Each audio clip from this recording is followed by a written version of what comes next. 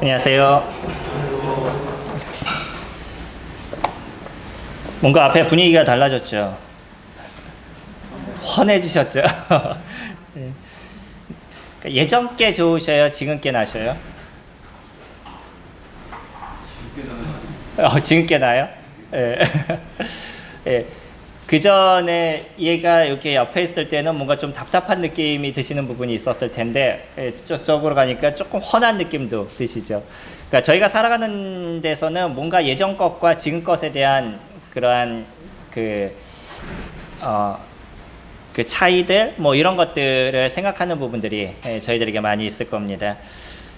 예전에 살았을 때 핸드폰이 없었을 때가 나셔요? 있을 때가 나셔요? 어떠셔요? 예전에 좋은 환경이 나셔요? 예전에 있었던 그 나무들이 많았던 뭐 이런 때가 나셔요? 지금과 같은 이 아파트가 더 나셔요? 옛날이 나요. 옛날 분들은 옛날이 나시다라고 얘기할 거고요. 새로운 이제 젊은 세대들은 지금이 날 거라고 아마 생각할 겁니다.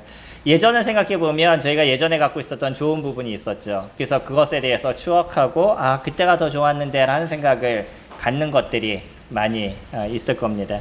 그래서 어떤 부분은 예전 게 나은 게 있을 거고 어떤 것들은 지금이 나은 부분들이 있을 수 있겠죠. 스마트폰도 지금 보시는 성도님들이 보시는 스마트폰은 또 여기에서 한 단계 발전하고 있어요. 그게 이제 우리나라 브랜드가 좋아지고 있는 이유 중에 하나인데, 그 이유가 뭐냐면 핸드폰에 AI 기능이 이제 탑재가 되기 시작이 됐습니다. 그래서 AI 기능이 있는 핸드폰과 AI 기능이 없는 핸드폰으로 이제는 조금 또 나눠지기 시작을 해요. 뭔가 계속 변하고 있습니다. 바뀌고 있는데, AI 기능이 있는 핸드폰을 보시면 데이터가 되지 않아도 상대방과 다른 나라 사람들과 대화가 가능한 그런 시대가 이제는 되어져 가고 있어요. 그러니까 옛날엔 영어를 못하면 어디 나가는데 좀 어려움이 되는 시대라 그러면, 지금은 영어를 못하셔도 핸드폰만 갖고 있으면 서로가 대화가 가능한 이런 시대로 변해가고 있는 거죠. 시대가 변해가고 있습니다. 이런 변하는 시대에서 만약에 우리가 예전의 생각만을 갖고 예전이 좋았어 라는 생각으로만 있으면 현 시대에 적응하는데 적지 않은 어려움이 있으실 거예요.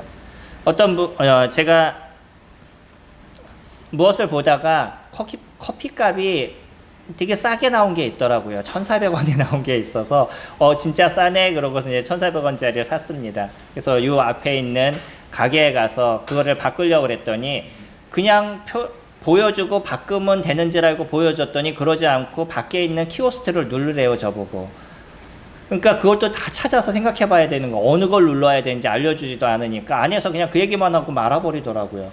그러니까 저는 밖에서 이게 어느 걸 눌러야 되는지 한참 보고 생각하면서 눌렀어요. 그러니까 뭐 하나를 먹는데도 이제는 조금 어려워져 가는 이런 시대가 됐습니다. 근데 배워야 돼요. 새로운 것들을 알아야지만 지금 시대가 조금 더 편하구나 라는 것을 저희들이 알게 되는데, 만약에 그냥 난 예전 게 좋아, 예전대로 있을 거야 라고 얘기한다 그러면 현 시대가 갖고 있는 좋은 것들을 취하지 못하는 부분들이 될 수밖에 없는 거죠. 우리는 계속적으로 변하는 시대를 살아가게 됩니다. 그러니까 이런 시대의 모습에 있어서도 새로운 것을 습득하는 모습들이 되어져 간다 그러면 하나님 말씀은 어떨까요? 사실 하나님 말씀 변한 게 아니잖아요. 그렇죠. 하나님 말씀 변하는 것이 아닙니다.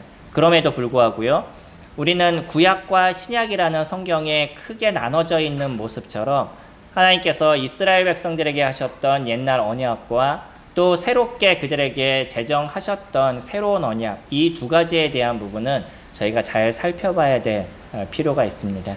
오늘은 새 언약에 대한 것이 무엇인지를 같이 생각해보는 시간들을 갖도록 하겠습니다. 히브리서 8장입니다.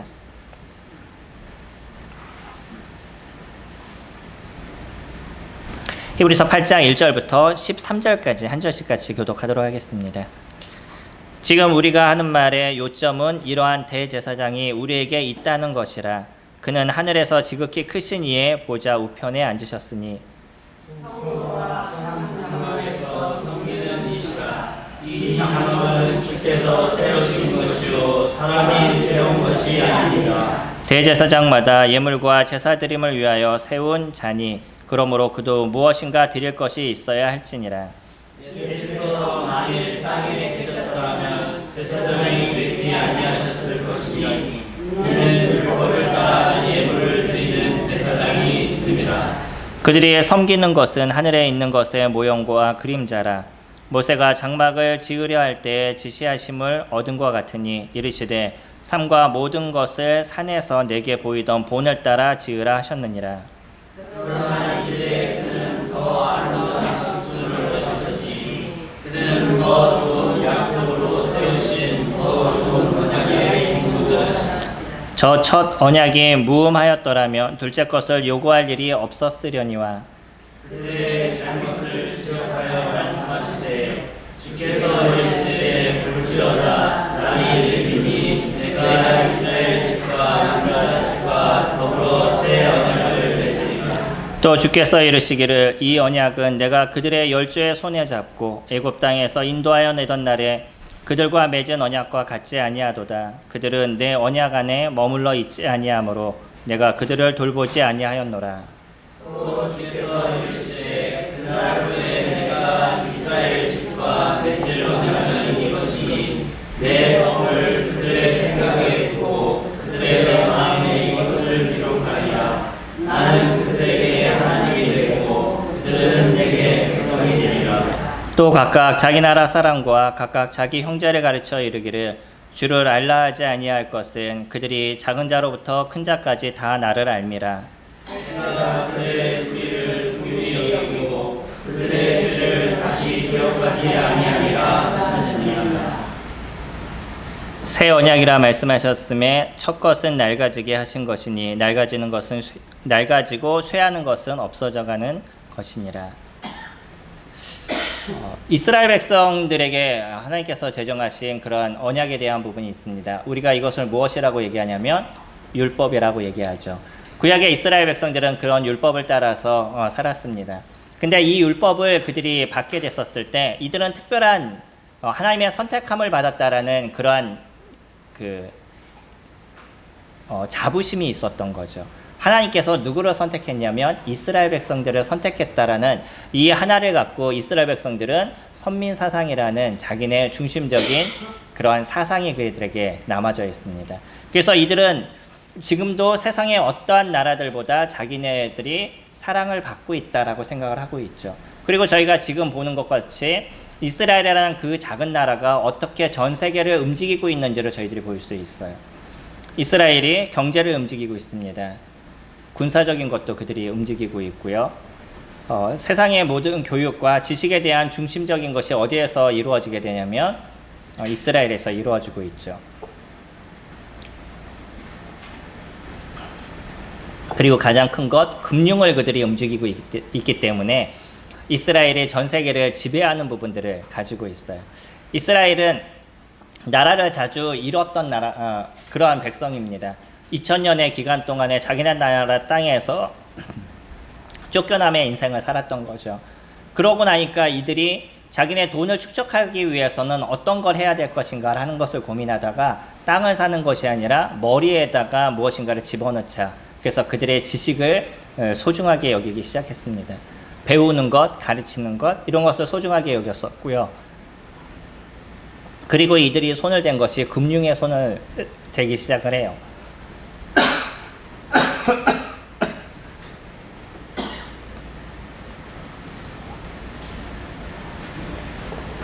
그래서 금융의 발달이 이스라엘을 통해서 이루어지기 시작합니다. 어떻게 그런 작은 나라가 우리나라로 얘기한다면 경상도 정도밖에 되지 않는 그 땅덩어리를 갖고 있는 그런 작은 나라가 전 세계를 지배할 수 있냐는 거예요. 사실 우리나라도 좀 독특한 나라가 아닌가요? 저희 나라를 보면 다른 나라보다 작은 땅덩어리를 갖고 있음에도 불구하고 저희가 전 세계를 움직이고 있는 지금 문화 콘텐츠가 이루어지고 있죠. K문화가 엄청난 열풍을 지금 일으키고 있습니다. 그러니까 저희 나라가 갖고 있는 모습에 있어서도 좀 독특한 것을 갖고 있는데 우리나라가 축복을 받을 수 있는 이유 중에 하나도 저는 기독교라고 생각합니다. 저희는 원래 기독교 나라가 아니잖아요.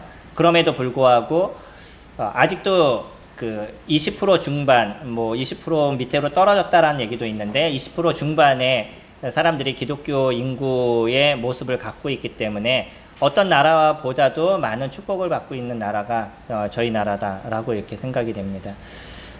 이스라엘은 특히 하나님께서 그들을 보호하시겠다라고 얘기하신 거예요. 이스라엘이 하나님을 버리는 모습을 갖고 있음에도 불구하고 그럼에도 하나님께서 약속하신 그 약속을 끊임없이 지켜주고 계시는 거죠.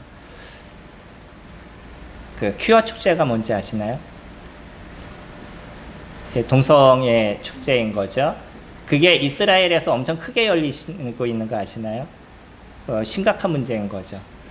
그러면 이스라엘이 그러한 패역한 모습을 갖고 있어도 여전히 하나님의 약속은 계속 이스라엘을 붙잡고 계신다는 거예요. 이것이 하나님의 약속인 겁니다. 그리고요, 이스라엘 사람들을 애굽에서부터 맨 처음에 건져내시게 되잖아요. 이집트에 그들이 종으로 있었을 때 모세를 통해서 이스라엘 백성들을 애굽에서 건져내시게 되고 홍해를 건너게 하시는데 그 일부러 홍해를 건너게 하셔서 이스라엘 백성들이 다시 애굽으로 넘어가지 않도록 홍해를 갈라주시죠. 그리고 이 특별한 역사를 통해서 완전히 애굽 사람과의 분리, 애굽이 다시 이스라엘을 침략하지 못하도록 만들어 놓으셨어요. 그런 구원을 받은 그 이스라엘 백성들에게 하나님께서는 한 가지 또 이야기를 하시죠. 이게 출애굽기 19장 말씀인데 너희가 만약에 내 말을 들으면 내가 너희를 제사장 나라로 삼겠다라고 얘기하셔요. 그랬더니 이스라엘 백성들이 뭐라고 얘기하냐면 우리는 하겠습니다. 그런 건 어렵지 않아요 라고 얘기했었어요.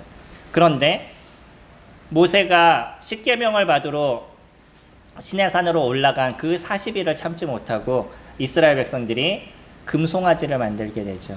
하나님의 모형을 만들게 되고 이 송아지가 우리를 이곳으로 이끈 송아지다라고 그들이 이야기를 하게 돼요. 바로 그들이 하나님을 버린 모습을 저희들이 보잖아요. 이스라엘 백성들은 하나님의 구원함을 받았습니다. 하나님의 특별한 역사를 보았고요. 홍해가 갈라지는 그와 같은 놀라움의 모습을 직접 목격을 했어요. 그런 이스라엘 백성들이 순간적으로 쉽게 하나님을 버리는 모습을 보고 있는 거죠. 이것이 사람이 갖고 있는 연약함의 모습입니다. 우리가 갖고 있는 이 죄성에 대한 부분들은 우리가 하나님을 잘 섬길 수 없는 존재가 되게 만드는 거죠. 우리는 언제나 내중심적으로 인간이 언제나 자기중심적으로 되게 만드는 것은 사단이 나를 바라보게 만들기 때문인 거예요. 그래서 어떤 사람의 모습보다도 더 중요한 건 나의 모습인 거죠.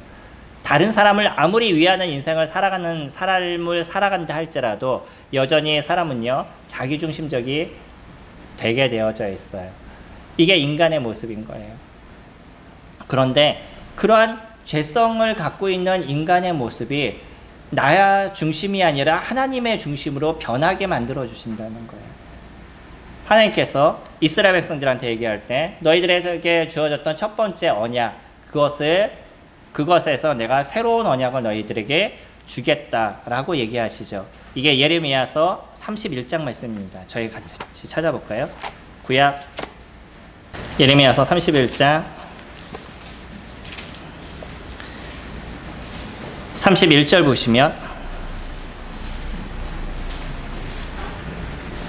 여호와의 말씀이니라 보라 날이 이르리니 내가 이스라엘 집과 유다 집에 새 언약을 맺으리니 이 언약은 내가 그들의 조상들의 손을 잡고 애굽 땅에서 인도하여 내던 날에 맺은 것과 같이 아니할 것은 내가 그들의 남편이 되었어도 그들이 내 언약을 깨트렸음이라 여호와의 말씀이니라. 그러나 그날 후에 내가 이스라엘 집과 맺은 언약은 이러하니 곧 내가 나의 법을 그들의 마음속에 두고 그들의 마음에 기록하여 나는 그들의 하나님이 되고 그들은 내 백성이 될 것이라 여호와의 말씀이니라. 그들이 다시는 각기 이웃과 형제를 가리켜 이르기를 너는 여호와를 알라 하지 아니하리니 이는 작은 자로부터 큰 자까지 다 나를 알기 때문이라. 내가 그들의 악행을 사하고 다시는 그 죄를 기억하지 아니하리라 여호와의 말씀이니라. 이스라엘 백성들에게 홍해를 갈라주는 그런 특별한 역사를 보여줬어요. 그리고 너희들이 나를 섬기면 내가 너희들을 제사장의 나라로 삼겠다라고 얘기하셨습니다. 진정한 나의 백성이 되게 하겠다라고 얘기하시죠. 그럼에도 불구하고 이스라엘 백성들은요 쉽게 하나님을 버리는 그와 같은 일들을 이루어왔다는 거예요. 이와 같은 언약에서 이제 하나님께서 얘기하시는 건 너희들이 변하지 않는 진정한 언약의 모습을 내가 만들어 주시겠다라고 얘기하는 거죠. 다시 얘기하면 인간이 갖고 있는 이 죄성에 대한 부분을 해결하심으로 인해서 저희들 마음에 하나님의 법을 심어주시겠다라고 얘기하신다는 것. 이것이 새로운 언약에 대한 부분입니다. 지금을 살아가는 많은 사람들 중에 참 그리스도인들이 왜 하나님을 보는 인생을 살아가냐면 우리에게 주어진 진정한 언약이 우리에게 놓여져 있기 때문인 거예요. 이것을 더 정확하게 저희들에게 얘기한다면 하나님의 성령이 저희들에게 같이 임하기 때문에 예수 그리스도를 진정으로 믿는 그 사람의 마음 속에서 주님을 버리지 못하는 인생을 저희가 살아갈 수밖에 없다는 거죠. 주님이 계시지 않았던 이스라엘 백성들은요, 나름대로 그들이 하나님의 법을 잘 지키려고 노력해도 그들이 그것에 한계가 있었던 것을 보아요. 한번 생각해 보셔요. 앞에 보였던 바다가 그게 반으로 갈라졌어요. 가운데 길이 났습니다. 이와 같은 놀라움의 그 기적을 봤다 그러면 어떠시겠어요? 평생 하나님을 섬길만 하지 않으시겠어요? 성도님들 어떠셔요? 그런 걸 내 눈에 보셨어요. 그러면 평생 하나님을 섬기지 않으시겠어요? 근데 왜 이스라엘 백성들은 쉽게 하나님을 버렸죠? 사실은 우리가 이런 걸 한번 봤다 그래가지고 내 신앙이 정확하게 그분을 섬기는 모습으로 만들어지는 것은 아니라는 거예요. 사람들은요, 시간이 지나면 또 그것은 잊어버립니다. 그리고 나서 내 눈에 보이는 것에 더 집중하는 것이에요. 이것이 인간이 갖고 있는 죄성에 대한 부분인 거죠. 이런 부분만을 갖고서는 바른 신앙을 가질 수 없다는 것을 주님께서는 정확하게 알고 계셨어요. 그리고 그때 보여줬던 그 율법에 대한 부분은 결국은 그 법을 통해서 그들의 죄를 깨닫는, 그 죄가 무엇인지, 자기네가 얼마만큼 연약한 존재인지를 깨닫는 것으로 그들에게 보여주셨던 거죠. 그런데 이제 완전한 법을 저희들에게 주시는데 그 완전한 법을 누구를 통해서 이루시냐면 예수 그리스도 그분을 통해서 저희들에게 이루어 주신 거예요. 우리가 1절부터 히브리서로 돌아가셔서 1절부터 6절까지의 내용은 그 얘기를 이야기하고 있습니다. 이 땅에 있는 제사장에 대한 부분은 결국은 그가 제사를 드리기 위해서는 자기도 무엇인가 예물을 드려야 되는 그런 존재지만 그런 존재가 아니라 완전하고 온전하신 그러한 예수 그리스도를 저희들에게 보내주셨다는 것이죠.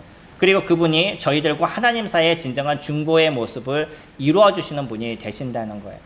우리는 누구를 통해서 하나님께 갈 수 있냐면 오직 예수 그리스도 그분을 통해서 하나님께 갈 수 있습니다. 우리들의 믿음은 누구를 통해서 이루어지는 것이냐면 예수 그리스도 그분을 믿는 믿음을 통해서 저희들에게 이루어져 가는 거죠. 그래서 우리 이 중보의 새로운 언약도 누구를 통해서 이루어진 거냐면 예수 그리스도 그분을 통해서 저희들에게 이루어진 거예요. 그분은요, 이 땅에 계셨다 그러면 4절에서 얘기하시는 것처럼 예수께서 만약 땅에 계셨더라면 제사장이 되지 아니하셨을 것이니 이는 율법을 따라 예물을 드리는 제사장이 있습니다. 이 땅에는요, 족보를 따라서 제사장이 됐습니다. 누구만 가능했죠? 레위 족속들 중에서도 아론의 자손만 가능했습니다. 족보를 따라서 됐었어요. 예수 그리스도는 레위의 족보를 갖고 이 땅에 오시지 않으셨습니다. 그러니까 만약에 이 땅의 모습이었다면 그는 제사장이 될 수 없는 것이었다는 거죠. 그러나 이분은요, 원래 하나님께 드려지는 그런 제사장의 모습을 갖고 계셨던 것이고, 그리고 하늘의 그 아름다움의 모형을 만들어 가시는 그분이 예수 그리스도 그분이셨다라고 저희들에게 설명하고 있는 거죠. 이게 지난주에 우리가 살펴봤던 제사장보다도 뛰어나신 예수 그리스도 그분에 대한 이야기입니다. 그래서 7절에 보시면 6절에 보시면 그러나 이제 그는 더 아름다운 직분을 얻으셨으니 그는 더 좋은 약속으로 세운 더 좋은 언약의 중보자라고 얘기하시죠. 이분은 진정한 중보자가 되셨어요. 제사장들도요, 백성을 대신해서 하나님께 제물 드리는 중보자의 역할을 했었습니다. 근데 그들은요, 자기네들 스스로가 연약함의 존재였기 때문에 자기네 스스로도 하나님께 나아가기 위해서는 예물을 드려야 되는, 그래서 염소의 짐승의 피를 가지고서는 들어가야 되는 그런 연약함의 존재였던 거죠. 그러나 예수 그리스도 그분은요, 죄가 없으시고 완전하신 그분이셨기 때문에, 그분이 곧 하나님 그분이셨기 때문에 저희들이 하나님께 갈 수 있는 진정한 통로가 되어주시는 그런 중보자의 모습을 갖고 계시다라고 얘기하시는 거예요. 그래서 이 예수 그리스도를 통하게 됐었을 때 우리는 아버지 하나님께 나아갈 수 있는 길이 열리게 됩니다. 많은 사람들이 하나님이 계시다라고 얘기했을 때 하나님이 계시는 것을 인정하기도 해요. 그러나 진정 하나님께 갈 수 있는, 하나님의 자녀가 될 수 있는 그 길은 누구를 통해서만 이루어질 수 있냐면 예수 그리스도 그분을 통해서만 이루어질 수 있다. 이게 지금 히브리서가 계속적으로 저희들에게 이야기해주고 있는 거예요. 하나님께서 예레미야에게 먼저 얘기하셨던, 이미 그 3000년 전에 얘기하셨던 이와 같은 그 내용들은 예수 그리스도 그분이 이 땅에 오심으로 인해서 너희들에게 새로운 언약을 이루어 가실 거다라고 예언해 주신 거죠. 그것이 예수님이 십자가에서 죽으심으로 완전하게 이루어 주셨어요. 오늘 히브리 기자도요, 그 예레미야 말씀을 다시 한번 우리에게 얘기해 주시면서 이것을 예수 그리스도 그분이 진정한 중보자로서 이루어 주셨다라고 저희들에게 설명을 해주고 있습니다. 그래서요, 예전에는 어떤 특별한 역사로 인해서 성령이 이 땅에 임했다가 그 사람에게 임했다가 그러한 일이 끝나면 다시 떠나는, 이것이 구약의 모습이었습니다. 그러나 지금은요, 예수 그리스도를 믿는 그 순간에 우리에게 하나님의 영이 임하는 이와 같은 놀라움의 역사가 저희들에게 이루어지고 있는 거죠. 저희 잘 알고 있는 말씀이 에베소서 말씀 볼까요? 에베소서 1장 조금만 앞으로 넘기셔서 에베소서 1장 13절 말씀 보시면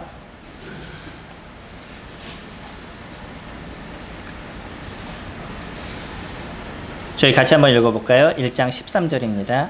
그 안에서 시작. 그 안에서 너희도 진리의 말씀 곧 너희의 구원의 복음을 듣고 그 안에서 또한 믿어 약속의 성령으로 인치심을 받았습니다. 지금은요, 예수 그리스도를 하나님의 놀라움의 복음의 말씀을 들었어요. 그리고 이 놀라움을 알고 그 마음 가운데 믿게 되면 바로 무엇이 이루어지냐면 성령께서 저희 가운데 함께 하시는 성령의 인치심이 저희들에게 이루어진다라고 얘기합니다. 이것이 구약에 있었던 이스라엘 백성들, 자기 눈으로 하나님께서 하셨던 그와 같은 기적과 이적을 친히 보았던 사람과 저희들의 차이라는 것이에요. 그들은 그것을 보았습니다. 아침마다 만나가 내려요. 생각해 보셔요. 사막에 먹을 것이 맨날 떨어져요. 근데 더 신기한 건 뭐냐면 일요일은, 일요일이라고 하면 안 되죠. 안식일 전날에는 그것을 배나 모아서 집에다 갖다 놓는데 썩지가 않아요. 평일에는 더 먹고 싶어가지고 내가 더 많이 준비했는데 그 다음날에 가니까 썩어버려요. 이런 놀라움의 역사를 그들이 매일마다 보았던 거예요. 날마다 하나님께서 이루시는 그런 역사를 그들의 눈으로 보았어요. 근데 신기한 게 뭔지 아셔요? 맨날 보니까 이게 역사가 아니라 그냥 당연한 게 되어져 버리는 거예요. 사람들이요, 신기한 게 그런 겁니다. 처음에 어떤 누군가의 도움을 받으면 너무나 감사하다라고 얘기해요. 근데 이걸 매일 받으면 이제는 이게 당연해져 버려요. 네. 그리고 자기가 이거 받아야 될 당연한 권리라고 생각하는 거죠. 가끔 제가 나라를 보면서도 신기한 게 뭐냐면 어떤 분이 나라가 나에게 해준 게 뭐가 있어? 라고 얘기하시더라고요. 그러면 전 뒤돌아서 생각해 보는 게 저분은 나라를 위해서 무엇을 했을까라는 고민을 가질 때가 있어요. 뭔가 나라가 나에게 무엇을 꼭 해줘야 된다는 당위성을 갖고 있어요. 그런가요? 물론 우리가 세금을 냅니다. 그러기는 하지만 나라가 우리에게 먹고 살 걸 꼭 다 공급해야 되는 그런 모습이 아닐 수 있잖아요. 근데 사람들은 이런 것을 그냥 권위라고 생각해요. 당연히 받아야 될 것이라고 생각합니다. 하나님께서요, 이스라엘 백성들에게 보여줬던 그 매일마다 이루어졌던 기적과 이적의 모습들이 이들은 시간이 지나면서 당연히 자기네들이 받아야 될 권리라고 생각했다는 거예요. 하나님이 보이지 않아요. 여전히 누구 중심적이냐면 자기 중심적인 모습들이 되어져 있는 거죠. 그들과 지금의 모습의 차이는 그런 것입니다. 예수 그리스도를 믿는 사람들이 그 안에 성령 하나님이 함께 있었을 때 그 성령 하나님이 우리를 누구를 보게 만드냐면 아버지 하나님을 바라보도록 만든다는 거예요. 내 중심적인 것이 아니라 하나님 중심적인 인생을 살아가도록 만든다는 거예요. 이것이 성령 하나님이 있는 사람과 우리 안에 성령이 있는 분들과 그러지 않는 사람들의 차이인 겁니다. 이것이 매일마다 기적과 이적을 보았던 이스라엘의 모습과 저희들의 차이인 거예요. 물론 정확하게 아셔야 될 것이 있습니다. 그게 뭐냐면 지금 얘기하고 있는 이 새 언약은 누구에게 주어진 것이냐면 이스라엘 백성들에게 주어진 거예요. 교회에게 주어진 것이 아닙니다. 교회는 여기에 대한 부분을 그대로 저희가 다 받고 있는 것뿐인 거지, 원래 이들에게 지금 하고 있는 약속은 누구에게 하고 있는 약속이냐면 이스라엘 백성들에게 하고 있는 약속인 거예요. 그러니까 여기서 얘기하고 있는 이 새 언약은 이스라엘 안에 다시 확실하게 이루어질 겁니다. 그게 언제냐면 천년왕국이 될 거예요. 그때 이 새 언약이 완전하게 그들에게 이루어지게 될 것인데, 그들에게 이루어지기 이전에 이것이 어디에서 완전하게 이루어졌냐면 교회 안에서 완전하게 지금 이것이 이루어져 있는 상태인 거예요. 저희는 그러한 은혜를 입고 있습니다. 만약에 이스라엘 백성들에게 주어졌던 첫 번째 율법, 이것이 완전했다라 그러면 두 번째 새 언약을 세울 만한 이유가 없었을 겁니다. 그러나 이것은 완전하지 않았었어요. 다만 이것을 통해서 이스라엘 백성들이 자기의 모습을 깨닫게 하는 도구로 이것을 사용하게 된 것이죠. 그리고 나서요, 새로운 것을 저희들에게 주심으로 인해서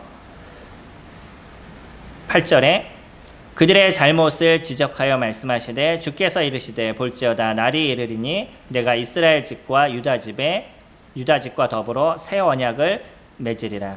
또 주께서 이르시기를 이 언약은 내가 그들의 열조의 손을 잡고 애굽 땅에서 인도하여 내던 날에 그들과 맺은 언약과 같지 아니하도다. 그들은 내 언약 안에 머물러 있지 아니하므로 내가 그들을 돌보지 아니하였노라. 이 차이가 무엇인지 아시겠어요? 이스라엘 백성들은요, 그렇게 하나님의 기적과 이적을 보았어도 하나님 안에 머물러 있지 않았다는 거예요. 여전히 누구 중심이요? 자기 중심적인 인생을 살아가게 됐다는 거죠. 그러나 이제 새롭게 맺어진 이 언약에 대한 모습에서는 이제 하나님이 그 언약 가운데 있는 사람들, 그런 사람들은 밑에서 이루어지고 있는 이 네 가지의 약속이 완전하게 그들 안에서 성취되고 있다라고 설명하시는 거예요.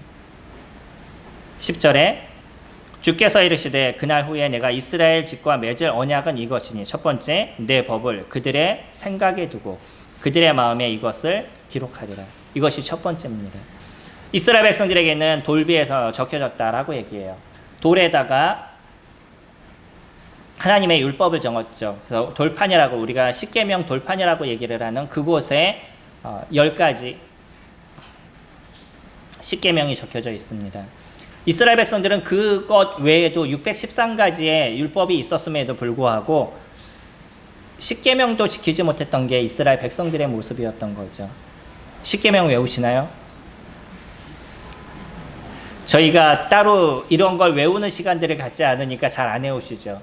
예, 주기도문 외우시나요? 예, 저희 교회가 안 한다 그래가지고 안 외우시면 안 되는 거예요. 외우셔야 됩니다. 사도신경 외우시나요? 예, 사도신경도요, 우리가 갖고 있는 믿음에 대한 것을 고백하는 거예요. 저희가 다만 이것을 뭐 예배 시작이나 예배 끝날 때 같이 외우는 시간들을 안 가질 뿐인 거지, 저희들도 동일하게 그런 신앙의 고백을 하고 있습니다. 외우셔야 되는 거예요. 십계명 외우셔야죠. 근데 외워도 이제는 잘 잊어먹잖아요. 우리들은 잘 잊어먹는 그런 존재들인 거예요. 그래서 아무리 외우려고 노력해도 외웠다가 어느 순간 되면 잊어버릴 수 있는 게 인간의 한계인 거죠. 근데 주님께서 뭐라고 얘기하시냐면 내가 그것을 너희들의 생각과 너희들의 머리에다가 주시겠다라고 얘기하죠. 생각과 그들의 마음에, 머리가 이제 마음에 그것을 기록하겠다라고 얘기하셔요. 그러면 그것이 지워질까요? 지워지지 않을까요? 안 지워진다는 거예요. 왜 예수 그리스도를 마음의 구주로 영접한 사람이 그가 다시는 예수 그리스도를 부인하는 인생을 살아가지 않느냐면 그것이 우리들의 마음에, 우리들의 생각에 새겨졌기 때문인 거예요.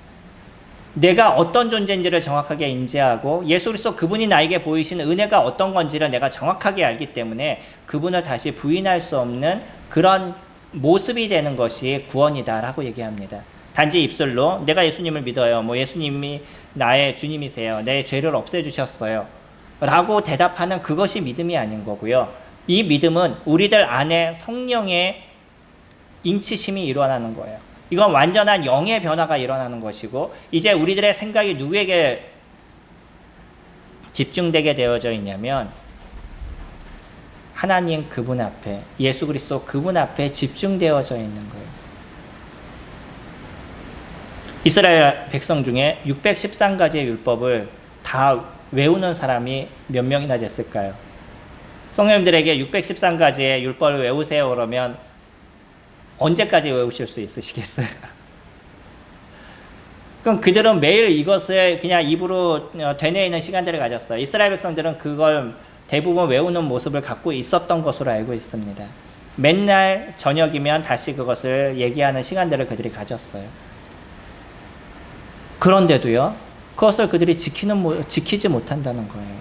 근데요, 예수 그리스도 그분을 믿는 순간에 우리들의 마음과 생각이 누구에게 집중이 되냐면 예수 그리스도 그분 앞에 집중이 되는, 하나님 그분 앞에 집중이 되는 그와 같은 인생을 우리가 살아가고 있다는 거죠. 이것이 놀라운 것이에요. 두 번째는요, 10절 그 밑에 보시면 나는 그들에게 하나님이 되고 그들은 내게 백성이 된다라고 얘기하고 계셔요. 여러분들의 하나님이 여러분의 하나님이 되시나요? 여러분들이 하나님의 백성이 되셨나요? 그거에 대한 고백이 우리들 내면에서부터 드러나시나요? 예, 저희가 예수 그리스도를 믿었다면 저희들은 이런 것에 있어서 주저하지 않는 그런 고백을 저희들이 하게 됩니다. 나를 지옥에서부터 건지신 분이에요. 그 불구덩이에서 저희들을 건지신 분입니다. 그런 예수 그리스도를 저희들이 알게 됐을 때, 그런 은혜를 저희들이 알게 됐을 때 어찌 우리들의 인생이 예수 그리스도 그분 앞에 매어 있는 삶을 살아가지 않으시겠어요? 만약에 우리가 물에 빠져가지고 죽을 뻔했는데, 요번에 홍수 나서 그런 경우 많잖아요. 어떤 사람 떠내려가는데 그 떠내려가는 것을 보면서 친히 물에 이렇게 들어가서 건져낸 의인들이 있으시더라고요. 그런 사람을 건져냈었을 때 그 건짐을 받은 사람이 평생 그분에게 감사한 마음이 있지 않겠어요? 예전에 저도 누군가를 도와줬던 적이 있었는데, 서점에 있었을 때 서점과 맞은편에 2층으로 올라가는 데가 계단이 있어요. 근데 서점에서는 나가서 가야 되는데, 서점에 이렇게 있는데 뭐 여자가 살려달라는 소리가 막 나기 시작하더라고요. 그래가지고 그때만 해도 제가 20대 한창 날릴 때였어서 가서 화장실을 가보니까 어떤 남자분이 여자를 막 때리고 있어요. 그래가지고서는 이제 남자분 끌어내고 그분 끌고 경찰서까지 거기서 그 고개까지 올라가는 만큼 끌고 가가지고 경찰서에 이렇게 넘겨준 적이 한 번 있습니다. 그랬더니 저녁 때 그 여자분하고 어머님하고 오셔서 감사하다고 인사하고 하셨다. 저 없을 때. 제가 이제 일 있어서 나가 있었을 때 와서 감사하다고 인사하고 가셨다라고 얘기하더라고요. 사건을 나중에 얘기를 들어보니까 횡단보도에 이렇게 여자분이 길을 건너려고 서 있는데 갑자기 이분이 뒤에서 머리를 붙잡고 그곳을 끌고 들어간 거예요. 그분은 정확하게는 모르지만 평생 그 고마움은 저의 얼굴도 모를 거예요. 기억도 잘 안 날 겁니다. 근데 평생 그런 고마움의 마음이 있지 않겠어요? 이런 작은 모습에 있어서도 나를 구해준 그 누군가가 있다면 우리가 이것에 있어서 감사하는 마음을 가질 텐데, 우리를 지옥에서부터 건지셨어요. 어떻게 우리가 그분 앞에 감사하는 마음을 버릴 수가 있겠어요? 어떻게 우리들의 인생이 예수 그리스도 그분 안에 매여 있는 인생이 되지 않을 수 있겠어요? 이것이 우리에게 이루어진 새 언약의 아름다움의 모습입니다. 이스라엘 백성들은 이 땅에서 조금 잘 사는 것에 대한 관심이 있었다 그러면, 하나님께서 얘기하신 건 그들이 이 죄로 인해서 지옥의 형벌을 받는다는 거예요. 저희들은 그 형벌 속에 있어는 모든 사람들은 이 지옥의 형벌 가운데 놓여 있는 삶이 되어져 있는 거죠. 거기에서부터 예수 그리스도 그분이 저희들을 구원하셨습니다. 그리고 나서요, 이제 하나님께서 뭐라고 얘기하시냐면, 이제 우리를 자신의 백성이다, 자신의 자녀다 라고 얘기하신다는 거예요. 도마는 얘기했죠. 예수 그리스도 그분이 죽음 가운데서 부활하신 모습을 직접 보고 나서 도마가 했던 고백이 툭 튀어나온 게 나의 주시요 나의 하나님이십니다. 아버지 하나님이 나의 하나님이 되시는 이 변하지 않는 그러한 역사가 우리들 내면에서 정확하게 이루어진 거예요. 11절에 세 번째로 또 각각 자기 나라 사람과 각각 자기 형제를 가르쳐 이르기를 주를 알라 하지 아니할 것은 그들이 작은 자로부터 큰 자까지 다 나를 알미다 라고 얘기하죠. 이스라엘 백성들 천년왕국이 시작이 되면 거기에 있는 모든 사람들은 아버지 하나님을 정확하게 다 아는 사람입니다. 거기서 누군가 가서 너 하나님을 믿어야 돼, 하나님이 살아계셔, 이런 얘기를 할 필요도 없어요. 왜요? 거기에는 모든 사람들이 다 하나님을 아는 사람들이기 때문인 거예요. 지금 교회 안에서 이것이 이루어졌는데 이곳에서 예수 그리스도를 믿은 사람들이 모이는 곳을 교회라고 얘기하죠. 우리는 그냥 교회 안에 사람들이 모여있다 그래서 거기를 다 교회라고 얘기하지 않습니다. 성경에서 얘기하는 교회는 뭐냐면 예수 그리스도를 마음의 구주로 영접한 사람들의 무리, 다시 얘기하면 어느 곳에서 건져낸 무리들, 이런 무리들을 교회다라고 얘기해요. 이 교회에 속한 모든 사람들은요, 아버지 하나님을 너 알아야 돼, 믿어야 돼, 이와 같은 얘기를 할 필요가 없다는 거예요. 왜요? 거기 계신 모든 분들은요, 예수 그리스도를 알고 살아계신 아버지 하나님을 인정하고 그분 앞에 돌아온 사람이기 때문인 거예요. 거기에서는 어떤 복음을 전해야 될 필요가 없습니다. 거기는 오직 무엇이냐면 아버지 하나님을 높이고 아버지 하나님을 경배하는, 하나님과 함께 살아가는 그런 삶을 살아가는 사람들의 무리가 되어져 있는 거죠. 마지막으로요, 가장 우리에게 은혜가 되는 것이 12절에 내가 그들의 불의를 긍휼히 여기고 그들의 죄를 다시 기억하지 아니하리라 하셨느니라. 다시는 우리의 죄에 대한 부분들을 기억하지 않겠다라고 얘기하신다는 거예요. 제가 인생을 살면서 예수 그리스도를 믿고 나서도 참 이 죄에 대한 소욕에서 잘 벗어나지 못하는 제 자신을 보게 됩니다. 그래서 만약에 이 죄를 짓지 않아야 네가 하나님 나라에 갈 수 있다. 내가 지금까지 죄는 다 사해주는데 앞으로는 짓지 말아야 된다. 만약에 지게 되면 네가 지옥에 가라고 얘기한다면 전 도저히 이것을 할 수 없는 존재라는 거예요. 근데 예수 그리스도는요, 우리가 할 수 없는 이 죄에 대한 문제를 자신의 몸으로 십자가에서 대신 해결해 주셨어요. 그리고 나서 우리를 하나님의 자녀가 되는 은혜를 저희들에게 부여해 주셨어요. 그리고 나서 지금 얘기하시는 것처럼 다시는 너의 죄를 기억하지 않을게 라고 얘기하신다는 거예요. 이것이 얼마나 놀랍고 크신 은혜에 대한 부분인 거예요.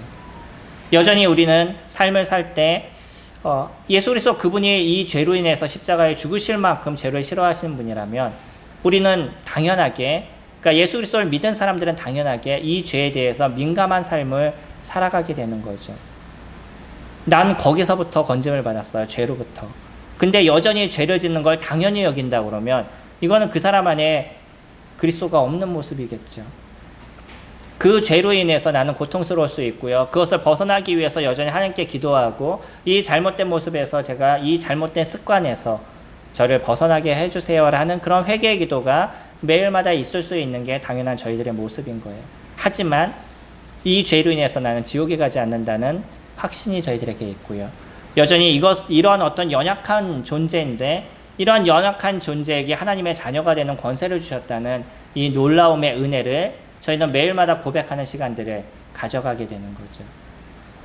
어떠세요, 성도님들? 하루를 보낼 때마다 그런 감사가 저희들에게 있지 않나요? 내가 얼마나 큰 죄인인지에 대해서 매일마다 생각하지 않으시나요? 하루를 끝나고 나면 난 그래도 남들보다 나아라고 생각하셔요. 여전히 내가 그러한 죄 가운데 있는 존재구나라는 것을 인정하셔요. 저는 언제나 그런 생각이 듭니다. 얼마나 내가 죄인인지에 대해서 인지하게 되고 내 머릿속에서 생각나는 모든 것들이 얼마나 죄 가운데 있는 건지를 제가 알기 때문에 이런 모든 것을 기억하지 아니하시겠다라고 얘기하시는 그 하나님의 은혜가, 예수 그리스도의 은혜가 나에게 얼마나 큰지에 대해서 고백하게 되는 거죠. 이것이 감사가 되고요. 이것이 우리로 하여금 예수 그리스도 그분을 섬기는데, 예수 그리스도 그분을 위해서 살아가는데 그 원동력이 저희들에게 되어져 가고 있는 거죠.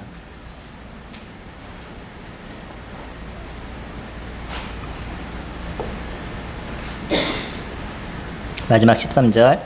새 언약이라 말씀하셨음에 첫 것은 낡아지게 하신 것이니 낡아지고 쇠하는 것은 없어져 가는 것이니라. 예전 것에 대한 것, 그러니까 율법을 지킴을 통해서 하나님 나라에 갈 수 있다라고 믿는 사람들은 여전히 지금도 교회를 열심히 다니면 하나님께서 나를 어여삐 여겨주시겠지, 내가 어떤 선을 잘 행하면 하나님께서 나를 어여삐 여겨주시겠지, 아니면 내가 헌금을 많이 하면 하나님께서 나를 어여삐 여겨주시겠지라는 생각으로 교회를 다니게 됩니다. 이것은 옛것인 거예요. 새 것은 이미 하나님께서 모든 것을 다 이루어 주셨다라고 얘기해요. 그래서 이 새 것 안에 있는 사람들은 옛 것 안에 있는 사람들보다 더 귀하게 하나님을 섬겨갑니다.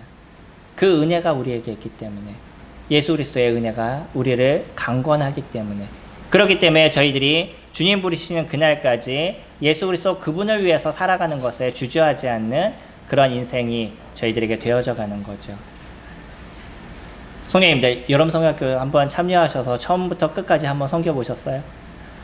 얼마나 많은 수고가 있으신지 아마 함께 해보시면 아시게 될 거예요. 그 2박 3일이라는 짧은 시간 동안에 교사들이 거의 녹초가 되는 시간이 이 여름성경학교의 시간입니다. 그래서 나중에 이런 시간들이 있으실 때 뒤에서 많은 일들을 같이 도와주시면 교사들에게 큰 힘이 되실 거예요. 이번에는 또 많은 성도님들이 물질적으로 또 오셔서 그 음식도 해주시고 이렇게 헌신해 주셔서 교사들에게 많은 도움이 이렇게 됐었는데, 그들이 왜 그와 같은 일들을 이뤄가죠? 그들이 왜 그런 수고를 이뤄가죠? 이게 주님의 은혜를 아는 사람들이기 때문에 그래요. 그냥 교회에서 하라고 그러니까 하는 것이 아니라 자발적으로 섬기는 일들인 거잖아요. 이런 자발적인 것이 내가 받은 하나님의 은혜를 이제 내 밑에 있는 사람들, 주님을 알지 못하는 사람들, 이러한 사람들에게 나눠주겠다라는 마음을 갖고 있기 때문인 거죠. 나도 그들을 통해서 그런 도움을 얻었기 때문에 나도 이제 누군가에게 그와 같은 도움을 나눠주겠다라는 생각을 갖는 것, 이것이 믿음 안에서 살아가는 사람들의 삶의 모습인 거죠. 옛것은요, 네가 그렇게 열심히 섬기면 너에게 뭐를 줄 거야 라는 생각을 갖고 섬기는 사람들입니다. 그러나 새 언약에 속한 사람들은요, 이미 나에게 베푸신 그 은혜가 너무나 감사하기 때문에 그 감사를 나누는 시간들을 가져가겠습니다 라고 얘기하는 것이 새 언약에 속한 사람들인 거죠. 저희들은 새 언약에 속한 사람들입니다. 그래서 하나님의 은혜에 감사하는 삶이 매일마다 저희들에게 이루어져 가고요. 그리고 이 감사를 통해서 주님을 알지 못하는 사람들, 아니면 영적으로 어린 성도들, 이런 사람들을 돕고 그들이 영적으로 세워질 수 있도록 수고하고 노력하는 게 저희들의 모습인 거죠.